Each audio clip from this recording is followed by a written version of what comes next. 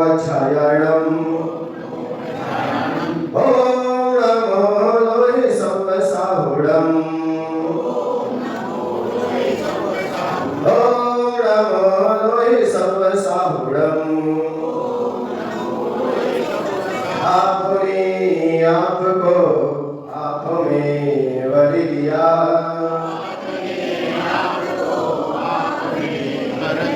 चेतना को स्वयं ही प्रकट कर लिया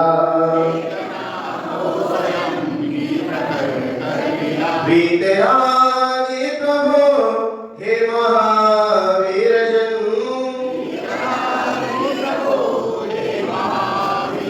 आदिनाथ प्रभु तुम तारण आपके द्वै चरण में विनम्र नमन निर्विकारी हुए वस्त्र अंबर किए छोड़कर राग को जो दिगंबर हुए हे विराग गुरु दो विरागी नयन हे विनम्र गुरु दो मुझे अवसरण है नमन दे शरण दो समाधि मरण आपके द्वै चरण में विनम्र नमन जब नंदानंद सिद्ध परमेश्वरी भगवान की प्रथम तीर्थंकर श्री ऋषभनाथ भगवान की देवाई देवी कल्याण श्री मूल्य श्री मुनिसुब्रतनाथ भगवान की धर्म तीर्थ शासन अंतिम तीर्थंकर भगवान मार्गदर्शन स्वामी की आचार्य भगवान गुरु श्री मानव महाविराज की आचार्य भगवान गुरु श्री विराट सागर जी देवी की आचार्य भगवान गुरु श्री विशुद्ध सागर जी देवी की मम दीक्षा गुरु आचार्य भगवान गुरु श्री विनम्र सागर जी देवी की अहिं स्वामी जय धर्म की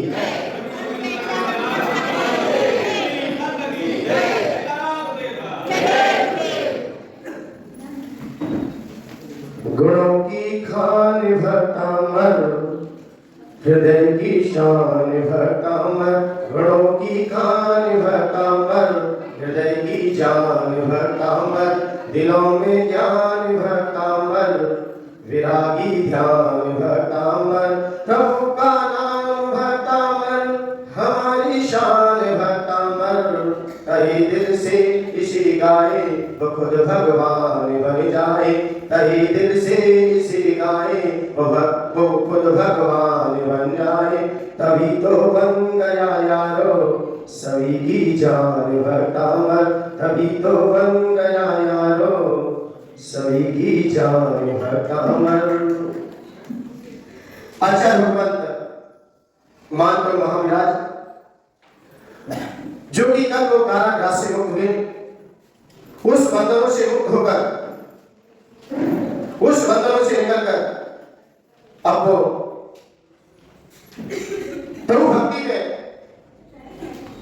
अपनी भावनाओं को व्यक्त करेंगे ये क्या है समझो तो आज हर भक्त किसी न किसी से परेशान है और हर भक्त कोई ना कोई परेशानियों से जूझ रहा है कोई ना कोई परेशानी है और आचार्य भगवंत कहते हैं कोई ना कोई परेशानी है बंधन है चाहे बंधन हो चाहे परेशानी हो क्योंकि कोई मोह के बंधन में बंधा है तो कोई राग के बंधन में बंधा है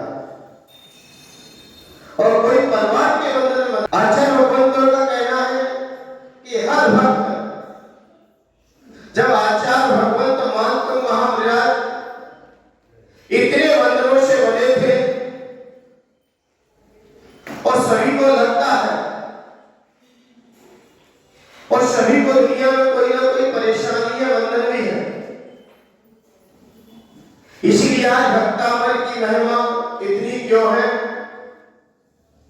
क्योंकि कोई ना कोई किसी परेशानी से जूझ रहा किसी बंधन से जूझ रहा है, जूझ सब रहे हैं। कोई आपदा आती है, कोई संकट आता है, तब व्यक्ति उन लोगों को याद करता है जिन लोगों पर ऐसा संकट आया था, जिन लोगों पर ऐसी परेशानी आई थी, उनका ही स्मरण करता है। जैसे कोई बात आ जाए तो पार्श्वनाथ भगवान को शांति धारा में सबसे पहले नाम रखा है। ओम नमो भगवते श्री दक्षिण, ओम नमः श्री दिव्य श्री वितरागाय नमः। श्री पास तीर्थंकर द्वादश पार्श्वनाथ भगवान का स्मरण किया, क्योंकि सबको पता है जितना तीर्थंकरों में जितना संकट पार्श्वनाथ के ऊपर आया है, वैसा संकट किसी के ऊपर नहीं आया। जितना संघर्ष पार्श्वनाथ भगवान ने किया है, इसीलिए किसी भी किनारे में जाना, किसी मंदिर में जाना, आपको कोई भगवान मिले या न मिले, लेकिन पार्श्वनाथ की प्रतिमा आपको जरूर मिलेगी, जरूर मिलेगी। इसलिए हमारे जीवन में कोई परेशानी आती है, कोई पीड़ाएं आती है, तो हम उन्हीं को याद करते हैं जो इन पीड़ाओं से गुजर गया होगा, जो इन पीड़ाओं से गुजर कर निकला होगा। इसलिए हमारे संसार में भी कोई ना कोई परेशानियां आती रहती है, इसलिए हम इस वक्तामृत स्तोत्र को पढ़ते हैं। जब निरपराध को अपराधी बना के बांध दिया, वो भी इन बंधनों से मुक्त हो गया, वो भी इन बंधनों से निकल गया। तो हमने भी संसार में किसी प्रकार का अपराध नहीं किया है, और फिर भी हम बंधन में बंधे हैं। और जब बंधन से हम मुक्त होने का भाव रखते हैं, जब हम बंधन से निकलने का भाव रखते हैं, किसी प्रकार का बंधन हो, फिर चाहे विषय भोग का बंधन हो, चाहे आपने अपराध करके बांधा डाला गया हो, किसी प्रकार का भी बंधन हो, जब भी व्यक्ति बंधन से मुक्त होने का भाव रखता है, तो उसे भक्तांबर या भगवान की भक्ति स्मरण आती है। किसी प्रकार का बंधन हो, किसी प्रकार का बंधन है, यदि हम बंधन से निकलने का भाव रखते हैं, संसार के बंधनों से निकलने का भाव रखते हैं, तो आपको जिनेन्द्र भगवान की भक्ति तो करना अनिवार्य है, फिर किसी भी रूप में करो, क्योंकि आचार्य मानतंग इन बंधनों से निकल गए। इसलिए आज जैन समाज में भक्तामृत स्तोत्र ही अपना स्थान रखता है। लोग कहते इसका भक्तामृत नाम क्यों पड़ा? भक्तामृत नाम, वैसे इसका नाम आदिनाथ स्तोत्र है। क्या नाम इसका? आदिनाथ स्तोत्र है। इसका भक्तामृत नाम क्यों पड़ा? इसका भक्तामृत नाम क्यों पड़ा? क्यों पड़ा? क्योंकि इसका प्रथम अक्षर ही भक्तामृत है। जैसे एक ही भाव स्तोत्र, तो उसका पहला शब्द क्या है? एक ही भाव। कल्याण मंदिर स्तोत्र, उसका पहला शब्द क्या है? कल्याण मंदिर उदार वेदी। तो इसलिए पहला शब्द पढ़ने से इसका नाम भक्तामृत पड़ गया। ये भक्तामृत आचार्य मानतुंग ने लिखा है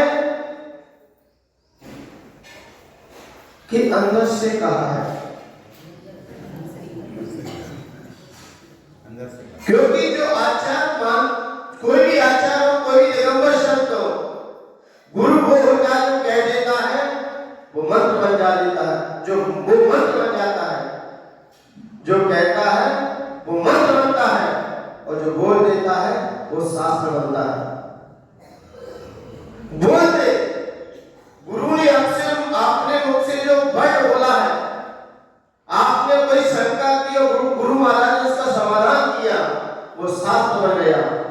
और अनायास ही कोई शब्द अंदर से निकल आए, वो मंत्र बन जाते हैं। इसलिए भक्तामृत के बीजाक्षर सब मंत्र रूप है, मंत्र रूप है। हर बीजाक्षर मंत्र रूप है, हर बीजाक्षर अपने आप में मंत्र है। क्यों? क्योंकि आचार्य मानतुंग ने बोला नहीं है, इसको अंदर से कहा गया है, गाया गया है। जो हम इसलिए गुरु महाराज को कह देते हैं वो मंत्र बन जाता है। गुरु महाराज ने किसी से अनायास को कह दिया, वो शब्द मंत्र का रूप लेता है, वो होके ही रहता है। जो कहा है वो होके ही रहेगा फिर, और जो बोल दिया वो आगम बन गया। जितने भी शास्त्र हैं ये क्या है, कहा है। सामने वाले ने प्रश्न किया, तत्वसूत्र क्या है, ग्रंथ है, क्योंकि सामने वाले ने उत्तर दिया, प्रश्न किया और उमा स्वामी महाराज ने उसका समाधान किया।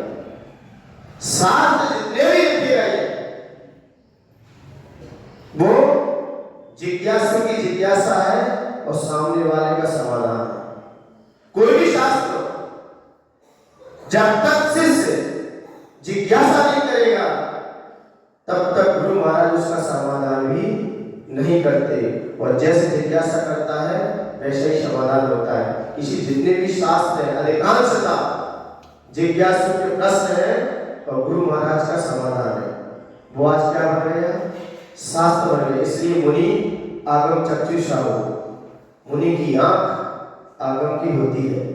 नान्यथा मुनि भाषण, मुनि कभी अन्यथा नहीं बोलता, जो बोलता है वो आगम हो जाता है। इसलिए मुराद से कहा है आप बड़े शब्द हिसाब से बोलिए, क्योंकि आपकी वाणी आगम की वाणी है। और जो बोल रहे हो, आप किसी से कुछ कहोगे, आपने अंदर से अपनी भावना प्रकट की आशीर्वाद रूप में, और आपने कह दिया आपका काम ये हो जाएगा, फिर कार्य के होने की क्षमता हो या ना हो, लेकिन कार्य जरूर होगा, क्योंकि मुनिराज ने कहा है। मुनि के वचन अन्यथा कह दिया, आप ऐसा कर हो जाएगा, और मुनिराज ने कह दिया और आपने श्रद्धा करके कर लिया तो कार्य हो ही जाता है।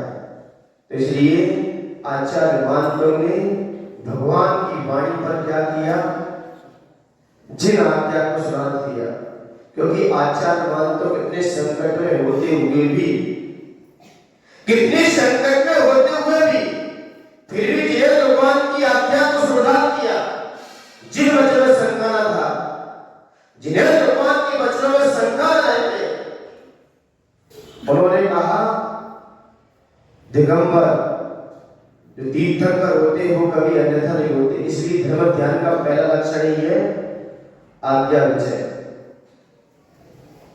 क्या है, मैंने आचार्य भगवंत ने जिन्हें भगवान की वाणी में आज्ञा को लिया, कितनी भी परेशानियां आए, कितने भी संकट आए, व्यक्ति को संकट के लिए किसी से कहने की आवश्यकता नहीं है, क्योंकि जिन्हें भगवान ने कहा है विपाक विजय और अपाय विजय, ये धर्म ध्यान का आलम्बन लीजिए। पहले तो आप जिन्हें भगवान की आज्ञा का पालन कीजिए, फिर विपाक विजय और अपाय विजय, ये दो धर्म ध्यान है। अपाय का मतलब है एक निषेध परक है, एक विधि परक है। अपाय का मतलब है निवृत्ति रूप, यानी कि अपाय का मतलब निवृत्ति रूप है, क्योंकि हमारी प्रवृत्ति पापों से रहित हो। ये क्या है, अपाय विजय। जो आपने पाप प्रवृत्ति की है उसको रोकने का भाव, प्राप्त प्रवृत्ति से रुकने का भाव, या पाप से निवृत्ति का रूप होना। हमारी आत्मा, हमारे विचार, हमारी सोच इन पाप प्रवृत्तियों से रुक जाए, ऐसा भाव होना ही अपाय विजय है। अपाय विजय जैसे मिथ्या दर्शन आदि से बचना चाहिए और रत्नात्रय का पालन करना चाहिए। रत्नात्रय पालन करने का भावना है तो उपाय विजय है। अपाय का चाहे उपाय का बात एक ही है, लेकिन एक कथन विधि परक है, एक कथन निषेध परक है। निषेध करेंगे तो क्या करेंगे, पापों से बचते रहो, और विधि परक करेंगे तो पुण्य में लगे रहो। पुण्य में लगे रहो तो विधि परक कथन कहते हैं। इसलिए एकत्व भावना और अन्यत्व भावना। एकत्व भावना क्या है, जो मैं हूं सो मैं हूं। अन्यत्व भावना क्या है, ये देना चाहिए। बात तो वही है, बस एक कथन विधि परक, एक कथन विषय परक। जैसे डॉक्टर ने कहा एक औषधि ले जाओ, लेकिन इसके साथ ये वस्तु नहीं खाना, तो ये अपत्य कह दिया, और एक कहा इस वस्तु के साथ इसका सेवन करना। बात तो वही है, लेकिन कथन क्या है, एक निषेध परक है और एक विधि परक है। और कथन आगम में दो तरह के मिलते हैं। अन्यत्व भावना, एकत्व भावना का क्या स्वरूप है, जब निकालेंगे तो यही निकालेंगे। कहते हैं ना, जैसे जैसे आप आत्मा में रमण करो वैसे वैसे इंद्रियों को अपने आप छूट जाते हैं। और एक कह रहे नहीं, जैसे जैसे इंद्रियों के विषय को छोड़ते चलो आप अपनी आत्मा में आते चले जाओगे। बात तो वही है, लेकिन इसलिए अपाय और उपाय एक ही बात है, लेकिन कथन विधि परक और एक निषेध परक है। इसलिए आचार्य भगवंतों ने विपाक और अपाय ये दो ध्यान को ध्याया। ये दो ही ध्यान का साधन है। कोई भी संकट आए, कोई भी आपदा आए, विपाक का मतलब है कर्मों के फलदान शक्ति। जितना कर्म आपने बांधा है वो आपके उदय में जरूर आएगा, लेकिन आपने उसका उपाय कर दिया। जैसे आपको बीमारी होने थी और आपने बीच में ही बीमारियों को रोक दिया, तो विपाक का मतलब है कर्मों का फल देख निकल जाना।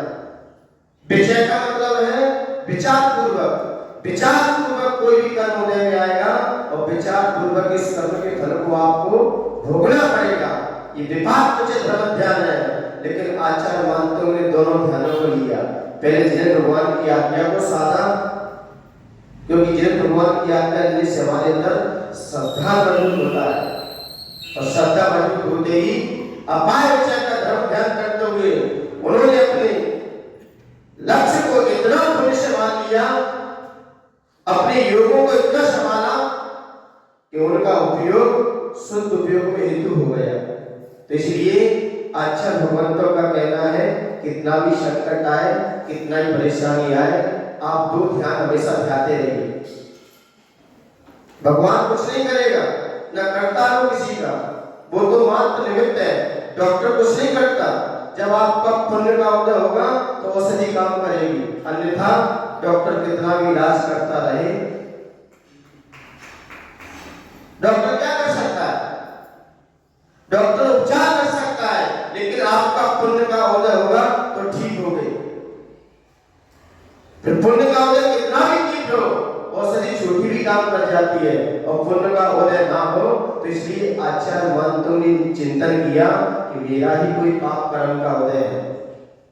चंदनवाला ने यही ध्यान किया, मेरा सुंदरी ने यही ध्यान किया, सती अंजना ने यही चिंतन किया, सती सीता ने यही चिंतन किया।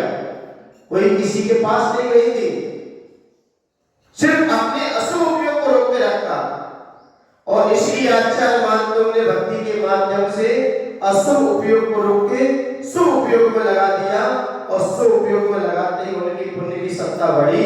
तो कर्मों की बेड़ियां क्या, ये ताले क्या, कर्मों की बेड़ियां भी खुल जाती है, कर्मों की बेड़ियां भी खुल जाएंगी, क्योंकि भक्ति करने से निरत्ति और निकाती जैसे कर्म भी ढीले पड़ जाते हैं।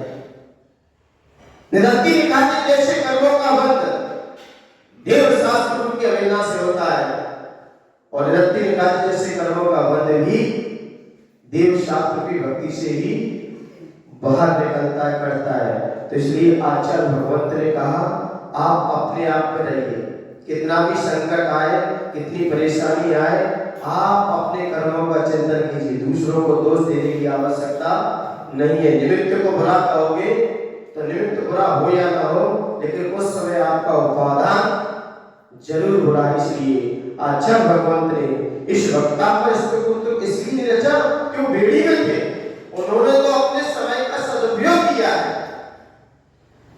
उन्होंने क्या किया? समय का सदुपयोग किया, और समय का सदुपयोग किया तो भगवान का चिंतन करते रहे, करते करते चिंतन, और बेड़ियां सारी खुलती गई। ये एक छंद पड़ा तो ताला टूट गया, ऐसी मान्यता नहीं है। एक छंद वाले ताले टूटने की क्षमता है क्या? इतना छंद कमजोर है क्या?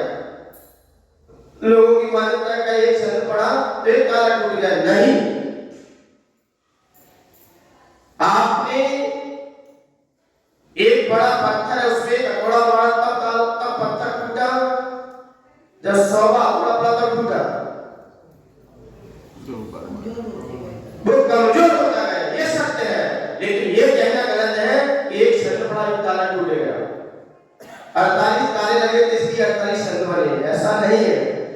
तो 40 में भी टूट गए, 40वें क्षण में ही बंधन से मुक्त हो गए, और 47वां क्षण तो एक साथ भय को दर्शाएगा, और 48वां क्षण उसका उपसंहार है। इसलिए ये मान्यता गलत है कि एक क्षण बड़ा एक ताला टूटा है, और आचार्य मानतों ने इसलिए वक्तात्मा ने रचा कि वो संकट में थे, वो तो प्रभु के निकट में आ गए, और प्रभु के निकट में आए तो प्रभु का गुणगान हो गया, क्योंकि धर्म किया नहीं जाता, धर्म कोई करने की चीज नहीं है, धर्म तो हो जाता है।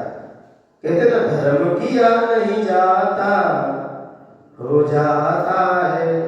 धर्म कोई करने की चीज नहीं है, धर्म तो हमारी क्रिया है, होने रूप है, धर्म हो जाता है, हम करेंगे।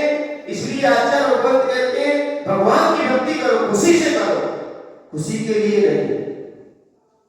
यदि आपने भगवान की भक्ति खुशी से की है तो फल जरूर आएगा, और खुशी के लिए की है तो फल आए या ना आए कोई गारंटी नहीं है, क्योंकि खुशी के लिए करोगे। स्वस्थता के लिए भक्ति करेंगे तो आप स्वस्थ हो या हो ना हो ये कोई गारंटी नहीं है, लेकिन आप प्रसन्न चित्त होकर भगवान की भक्ति करोगे तो आपका शरीर हमेशा स्वस्थ और प्रशस्त बना रहेगा। तो भक्ति करो, कोई भी आराधना करो, खुशी के लिए मत करना, खुशी से करना। यदि धर्म हम खुशी से करते हैं तो जरूर हमें एक ना एक दिन खुशी मिलती है, और खुशी के लिए करते हैं। आचार्य मानतों ने भक्तामर स्तोत्र खुशी पूर्वक गाया है, कोई रोए नहीं थे। कभी भी उन्होंने पूरा भक्तामर लिखा, उन्होंने कभी नहीं कहा कि मैं बेटियों से झगड़ा हूं। और हम भजन में क्या गा देते हैं, मैं काम व्यथा से, उसे सब पता है तुम किस किस से घायल पड़े हो, उसे तुम क्या बता, उसे सब पता है आपके बारे में, लेकिन आपको उसके बारे में पता करना है। क्यों? आपको उसके बारे में कुछ नहीं पता, क्योंकि भगवान का इतिहास और श्रावक का भविष्य गुरु जानता है, गुरु जानता है, भगवान का इतिहास भी जानता है और आपका भविष्य भी जानता है। आप कहाँ हो और भगवान कहाँ चल रहे हैं, इसलिए माध्यम गुरु को रखा जाता है। तो इसलिए ये भक्तामर स्तोत्र खुशी से गाया आचार्य मानतों ने, ये बात अपने स्मृति पर हमेशा बनाए रखना। उन्होंने इसलिए भक्तामर नहीं रचा कि वो संकट में थे, इसलिए कोई परेशानी आती है तो फौरन भगवान के पास जाते हैं। हम भगवान से अपना संकट कहेंगे तो आपके संकट का निवारण तो हो सकता है, लेकिन आपको अंदर से खुशी नहीं आ सकती, ये निश्चित है। आपने अपने संकट के लिए किसी की आराधना की है, पूजन की है, तो आपका संकट टल जाएगा, भगवान को छोड़ दोगे। और जिसने खुशी से भक्ति की है उसका संकट भी टलेगा और कोई भगवान को नहीं छोड़ेगा। और हम लोग क्या करते हैं, जब तक संकट है तब तक तो आराधना करते हैं, और संकट हट गया तो आपने भगवान को कष्टवश समझ रखा है। क्या है? भगवान को आपने क्या समझा है? एक कस्टमर होता है, दूसरा क्या कहते हैं दुकानदार को? क्या कहते हैं? एक कस्टमर होता है, तो भगवान को आपने सौदा का समझ रखा है।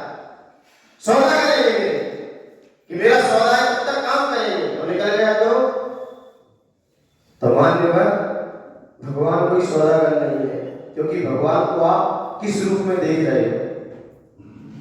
आप पहले अपना रूप चेंज कर लें, क्योंकि भगवान तो वही है, हमारा देखने का नजरिया क्या है, उसका फर्क यहां से पड़ेगा। क्योंकि रामचंद्र जी को भी लोगों ने किस किस रूप में देखा, और जिसने जिस रूप में देखा उसे वैसा ही फल मिला।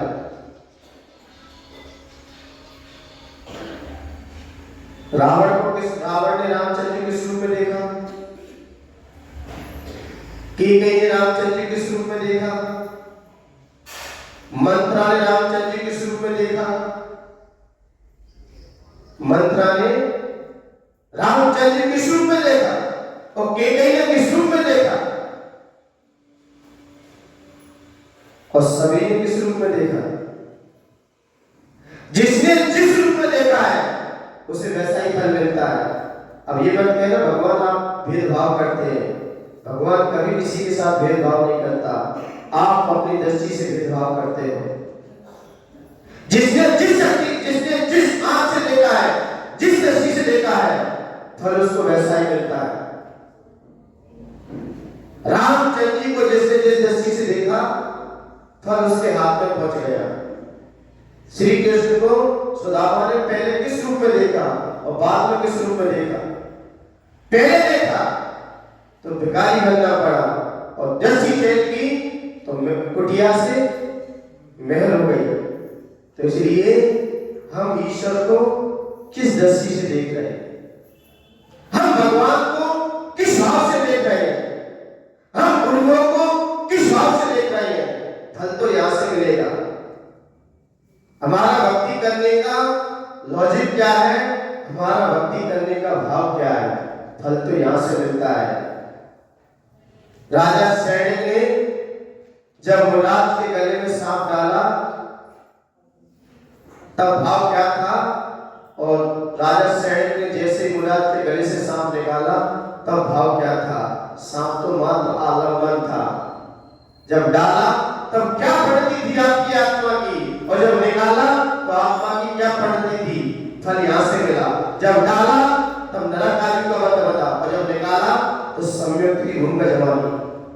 निकालने से सम्यक को प्राप्त कर लिया, क्योंकि अपनी गलती का पश्चाताप हो गया, सम्यक में आ गए और अपनी गलती को विपरीत कर दिया तो नरक आयु का बंध मिथ्यात्व के साथ हुआ। तो इसलिए सांप डालना निकालना तो क्या है? आलम्बन है। मुख्यतः सब आपके डालने और निकालने में भाव क्या है? इसलिए पूजन भक्ति करने का द्रव्य तो क्या है? आलम्बन है। लेकिन चढ़ाते समय आपकी प्रणति क्या है? बंध तो यहां से बनेगा। तो इसलिए आचार्य मानकों ने भगवान को किस रूप में देखा है, उनका फल उनके सामने आ गया। लेकिन आप भगवान को किस रूप में देखते हो? एक चेहरे पे कई चेहरे, आपने सुना है भजन? एक चेहरे पे कई चेहरे लगा लेते हैं लोग। ये सही लिखा है जिसने भी लिखा है, क्योंकि चेहरा एक चेहरा, यदि पुरुष अपनी बहन को देखता है तो किस भाव से देखता है, और पत्नी को देखता है तो किस भाव से देखता है, माँ को देखता है तो किस भाव से देखता है, और दादी को देखता है तो किस भाव से देखता है। इसलिए आपकी दृष्टि उसे देखने की क्या है, ये आप समझ के रखना। ठीक, तो इसलिए वक्तावन पढ़ने से पहले अपनी दृष्टि पे ध्यान रखें। सारे उपाय यहीं से होगी। वक्तावन हीलिंग हो चाहे की हो, आप अपनी दृष्टि को संभालना। दृष्टि ही सम्यक दृष्टि होती है और दृष्टि ही मिथ्या दृष्टि होती है। इसलिए यह वक्तावन स्तोत्र वसंत का छंद में लिखा गया। कौन सा छंद है?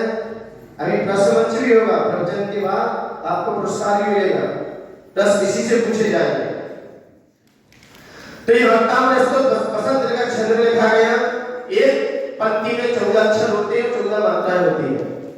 वो 14 अक्षर 21 मात्राएं होती है। वक्तावन के बारे में जान लो। क्या कहा?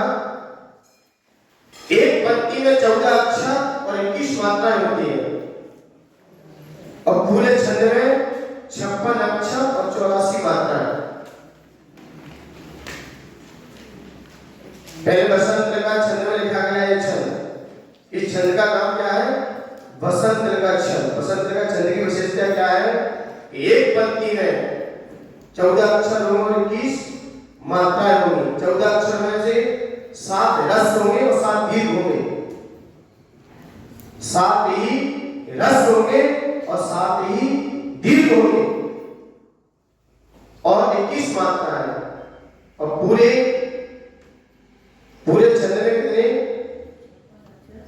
56 अक्षर 84 मात्राएं। पूरे वक्तावन में 2688 अक्षर होते हैं। पूरे वक्तावन में कितने? 2688 अक्षर होते हैं। 2688 2688 2688 ठीक। और मात्राएं 4032 4032 एक। तो ये क्या है? मात्रा। वक्तामर स्तोत्र 7वीं सदी में लिखा गया है। कौन सदी में? 7वीं सदी में लिखा गया, लगभग 675 वर्ष के समय।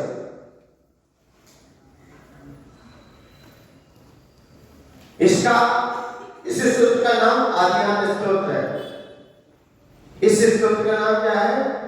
आदिनाथ स्तोत्र है।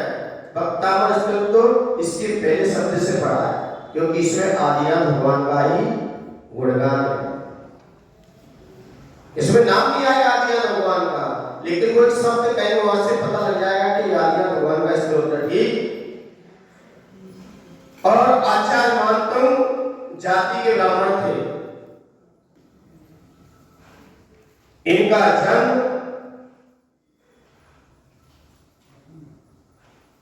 काशी नगरी के धार जिले में हुआ था। काशी नगरी के धार जिले में हुआ था। और उस समय राजा भोज का शासन था और मंत्री कालिदास थे। उनके समय ये भक्तामर लिखा गया और आचार्य मानतुंग 60 खंड आगम में ज्ञाता थे। 60 खंड आगम लिखा है कि नहीं लिखा है? इसलिए आचार्य मानतुंग 60 खंड आगम के ज्ञाता थे। ठीक।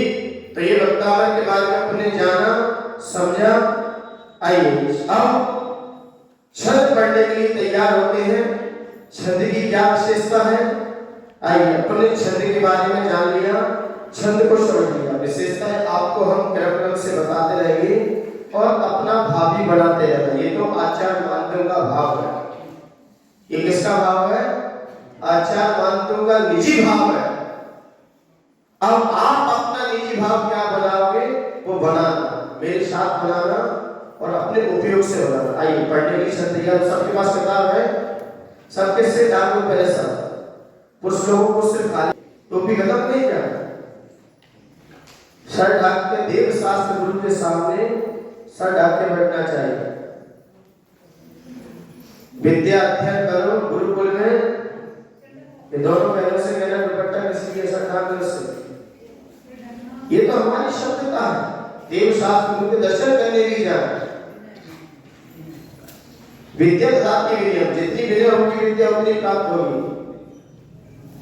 तो कोई चीज दी जा रही है सम्मान से, या तो यहाँ जमा करा। भक्तामर प्रणत प्रणत मौलिमणि प्रमाण मणि प्रमाण। स्वाघात हुआ है। स्वाघात हुआ है तो क्या करना पड़ता है? जोड़ देना पड़ता है। प्रा क्या है? प्रा में आधा रा है कि आधा पा है? आधा पा है कि आधा रा है? पा आधा है कि पूरा है? और रा आधा है कि पा आधा है? इसमें गणित में इसमें पा आधा है, रा पूरा है। रा आधा होगा तो ऊपर चढ़ता है, देव शोध सजनी। रा आधा होगा तो ऊपर चढ़ता है, मस्तक पर बैठता है। कहाँ? व्यंजन के मस्तक पर बैठेगा जाके। यदि रा आधा है तो, और रा पूरा होगा तो नीचे आ जाएगा। तो इसलिए इसमें पा आधा है। इसकी स्पेलिंग क्या बनेगी? P R A. तो पा मतलब आधा है, रा पूरा एक योगी स्वर लगा है रा में। तो इसलिए स्वराघात हुआ है क्योंकि दो व्यंजन एक स्वर है इसमें। और जहां दो व्यंजन एक स्वर हो उसके पहले यदि कोई विरस स्वर आता है, कौन सा? विरस स्वर। विरस स्वर कौन से होते? 5 होते। छोटा आ, छोटी ई और छोटा ओ और री और री। जो पहले के पूर्व जो पहले के वर्ड होते वो क्या होते? रस होते। परे दीर्घ।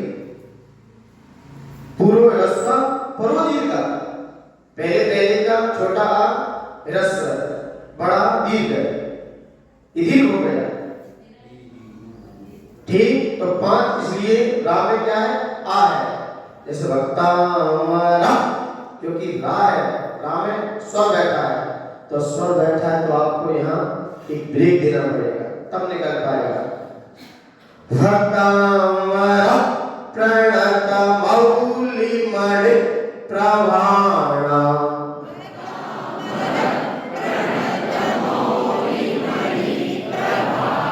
मणि प्रवाणा, मणि छोटी की मात्रा है कि नहीं, उधर दूसरा घात कैसे बोलोगे, मणि तो बड़ी हो जाएगी, मणि प्रवाणा, भक्तामरा प्रणत मौली मणि प्रवाणा,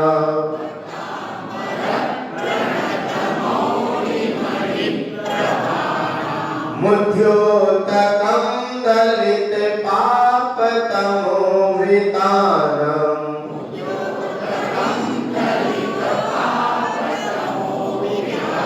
मुद्योतकं दलित पापतमो वितानम्, सम्यक् प्रणम्य जिन पाद युगं युगादा,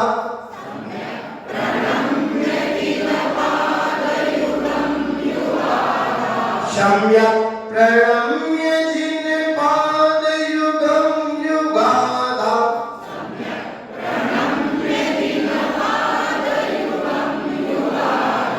वालं वनं भवजले पततां जनानां, वालं वनं भवजले पततां जनानां, पतितां नहीं है, पततां, लोग बोलते पतितां, पततां, पततां जनानां, बोलिए एक साथ,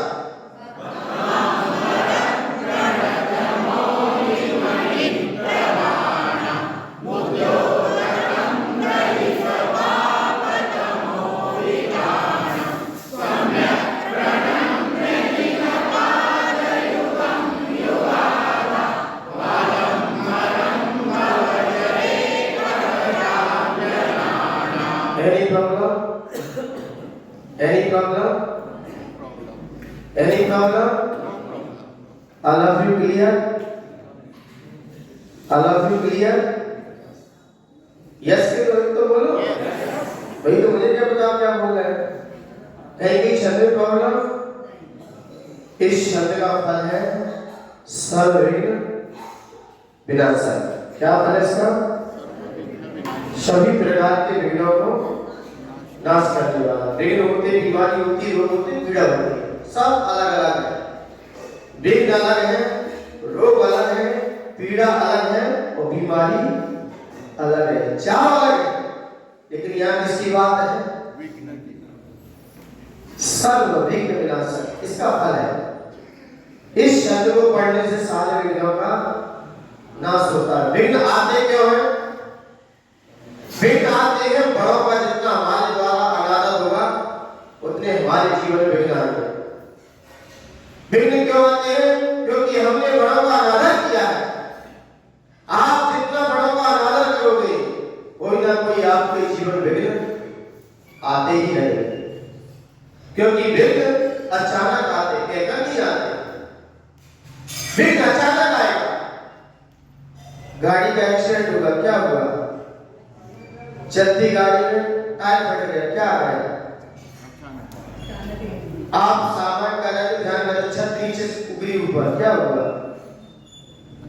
तो विघ्न अचानक आता है, कहकर नहीं आता। भूकंप अचानक आता है, तो विघ्न क्या है? और ये निश्चित है कि आपने बड़ों का अनादर जरूर किया है। आपके जीवन में विघ्न क्यों आया? वो भी तो थे, वो तो बच गए, फिर आप पर संकट क्यों आ गया? क्योंकि हमने कहीं ना कहीं बड़ों का अनादर किया है। एक शास्त्र गुरु के अनादर जितना होगा उतने हमारे जीवन में कोई ना कोई विघ्न और हमारे से बड़े ज्येष्ठ श्रेष्ठ चारित्र में ज्ञान में उनसे कभी हमारा अनादर हुआ हो तो कोई ना कोई तैयार हो जाओ, कोई ना कोई विघ्न आएगा। इसलिए विघ्न और बीमारी काफी समय तक रहती है। हमारे अंदर कोई बीमारी आई काफी समय तक आपका शरीर रहेगी, शरीर में काफी समय तक रहे तो समझिए कोई ना कोई बीमारी है और रोग जिंदगी भर रहता है। क्षुधा रोग, क्षुधा क्या है? रोग है। और जन्म जरा मृत्यु ये भी रोग है जो जिंदगी भर साथ रहे, वो रोग है। पीड़ा कुछ समय तक रहती है, ज्यादा समय नहीं रहेगी पीड़ा। सर में दर्द हुआ क्या हो रहा है? पीड़ा है। लेकिन ये जन्म चाहे विघ्न हो, क्योंकि जो भी कार्य हुआ है कोई ना कोई विघ्न से हुआ। बीमारी भी आई है, कहीं ना कहीं विघ्न डाला है आपने किसी कार्य में। पीड़ा हुई है, कोई ना कोई विघ्न पहुंचाया है कहीं ना कहीं आपने। और रोग भी कोई है तो आपने कहीं ना कहीं अनादर तो किया है। तो विघ्न में सब समाहित है, ये तो एक एक पार्ट है। विघ्न सर्व है, उसमें सभी है। इस छंद क्या है? सही विघ्नों का नाश करने वाला। जब इसका भावार्थ देखेंगे तो समझ में आएगा। इसकी जाप है ओम ह्रीं परम नमो जिनाणम, ओम ह्रीं परम नमो जिनाणम। यह शिवराज जिन्हें जिन संज्ञा प्राप्त है। कौन से महाराज है?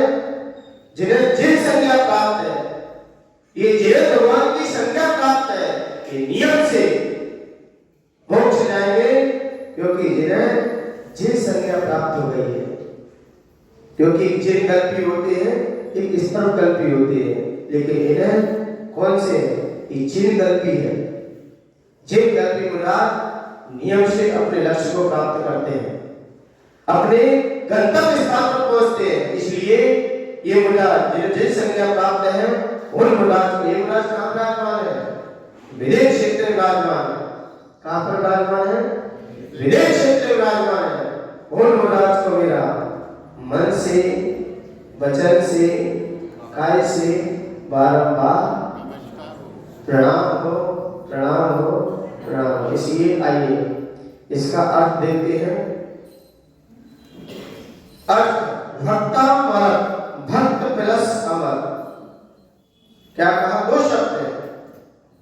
क्या कहा यहाँ पर? भक्तामर, भक्त प्लस अमर।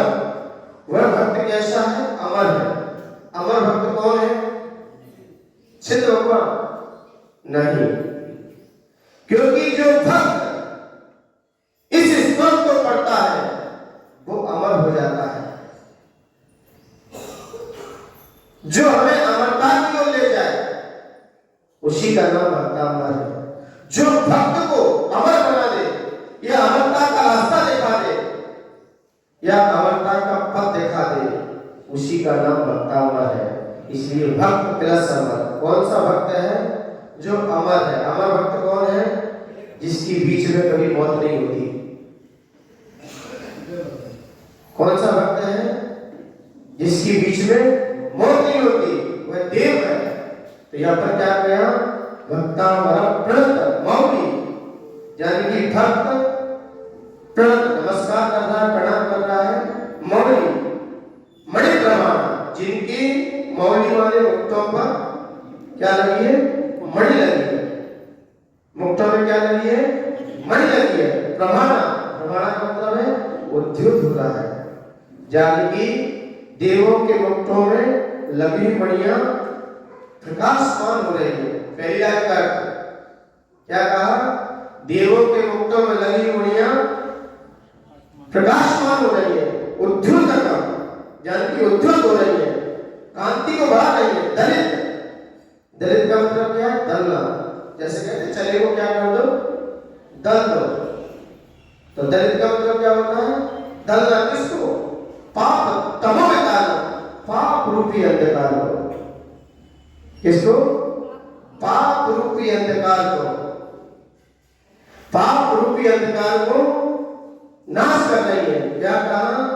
जिनके मुक्तों में लगी मणियां कांतिमान होकर सारे पापों का नाश कर रही है। ठीक, सम्यक प्रणाम किसका? जो सम्यक तरीके से प्रणाम करता है। कहां पर? जिन पाद युगम युगाता, जो युग के आदि में हुए हैं, युग के आदि युगाता, युग के आदि में हुए कौन? आदिनाथ भगवान। जिन पाद, जिनके चरणों में, क्या? जिनके चरणों में नमस्कार करते हैं, दोनों चरण कमलों में, जो देव सम्यक तरीके से प्रणाम करते हैं। प्रणाम भी करना कैसे? सम्यक पूर्वक, समीचीन, ये नहीं दिखावटी और बनावटी और सजावटी नहीं, सम्यक समीचीन तरीके से प्रणाम कर रहे हैं। कौन? देवगण। देवगण जिनके चरणों में, जिनके युगल चरणों में सम्यक तरीके से प्रणाम कर रहे हैं और प्रणाम कर रहे हैं, और जिनके मुक्तों में लगी मणियां कांतिमान हो रही है और पाप रूपी समूह नष्ट हो रहा है। ठीक, आलम्बनम, आलम्बन है, जिनके चरण कमल क्या है? आलम्बन है। किसके लिए? भव जले, संसार रूपी जल में पड़े हुए, पतता गिरे हुए, यानी संसार रूपी समुद्र में गिरे हुए। कौन? जनानाम, मनुष्य जन, भक्तगण, जो संसार रूपी समुद्र में भक्तगण पड़े हैं, उनके लिए भगवान के चरण कमल क्या है? आलम्बन है। भगवान के चरण कमल क्या है? गिरे हुए। जो संसार में गिरे हुए भक्तों के लिए भगवान के युगल चरण क्या है? आलम्बन है। जिनके चरणों के आलम्बन से, जिनके चरणों की आवाज से देवों के मुक्तों में क्या निकालोगे? जिनके चरणों की आवाज से देवों के मुक्तों में लगी मणियां कांतिमान हो रही है। क्या कहा? जिनके चरणों में, जिनके चरणों की आवाज से, किनके? जिनके चरणों की आवाज से, प्रभाणा मतलब आभा, किनके? भगवान के चरणों की आवाज से मुक्तों, देवों के मुक्तों में लगी मणियां, देवों के मुक्तों में लगी मणियां कांतिमान हो रही है, प्रकाशमान हो रही है, और पाप रूपी अंधकार को दल रही है, पाप रूपी अंधकार को नाश कर रही है। और जिनके चरण कमल संसार में डूबते प्राणियों को आलम्बन है, सहाय है। क्या है? सहाय है। और उन आदिनाथ भगवान को नमस्कार हमारा है, सम्यक तरीके से नमस्कार हमारा है। तो यहाँ पर क्या कहा गया कि भक्त, भक्त कौन है? अमर देव है। भक्तावर का मतलब क्या है? देवगण। भक्तावर का अर्थ क्या निकाल दिया हमने? देवगण। देव, जो देवगण भगवान के चरणों में नमस्कार करते हैं, उनके नमस्कार करने से, भगवान के चरणों की आवाज से और देवों के मुक्तों की लगी मणियां कांतिमान हो रही है और सारा अंधकार मिटा रही है, और उनके चरण कमल संसार में डूबते प्राणियों को आलम्बन है। ऐसे आदिनाथ भगवान को नमस्कार हमारा है। आप आ गया समझ में? नहीं आया? मोबाइल किसके चल रहे हैं? अब 5 मिनट के लिए कॉपी किताब बंद कर दो, थोड़ी देर के लिए, बस 5 मिनट के लिए, 5 सेकंड के लिए, क्योंकि आपका समय हो चुका है। ऐसे सिर्फ 1 सेकंड और रुको, आंखें बंद, सभी योग मुद्रा बैठ जाइए। इसमें आचार्य भगवंत अपना भाव क्या रख रहे हैं, आचार्य भगवंत का भाव देखते हैं, और सभी को एकदम रीढ़ की हड्डी सीधी और सर सभी का ढका हुआ, और किसी का किसी से शरीर टच ना रहे बस, क्योंकि की ऊर्जा हीलिंग होती है, वो थोड़ा किसी शरीर टच होगा तो इफेक्ट दूसरा पड़ सकता है। सभी लोग योग मुद्रा में आ जाइए। ओमकार ध्वनि मैं दूं, बाद में आप देना। ओम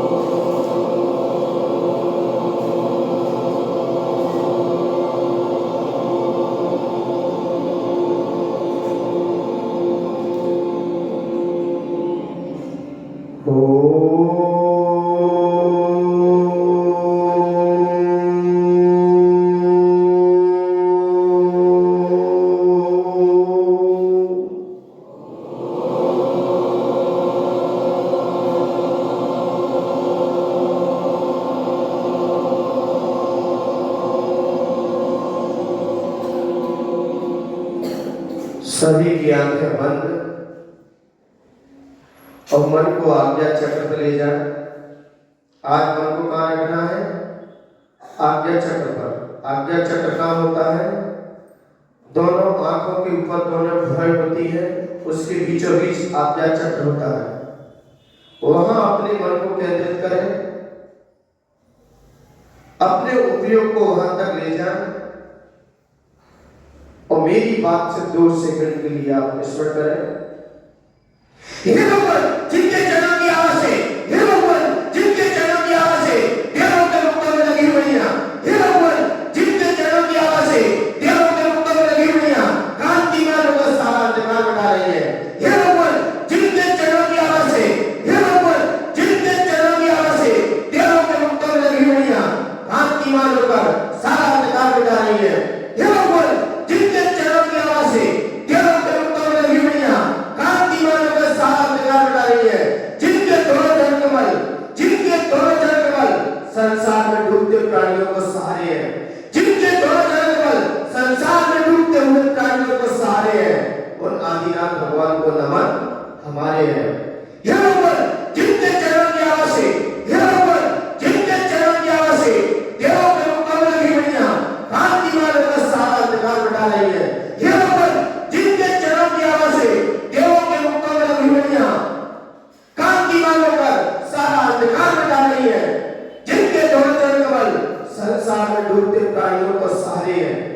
जिनके दोनों चरण कमल संसार में डूबते प्राणियों को सहारे हैं, उन आदिनाथ भगवान को नमन हमारे हैं। मेरे साथ होता है, हे भगवान, जोर से बोलिए, हे भगवान, हे भगवान, जिनके चरणों की आवाज से, जोर से बोलिए, हे भगवान, जिनके चरणों की आवाज से देवों के मुक्तों में लगी हुई है,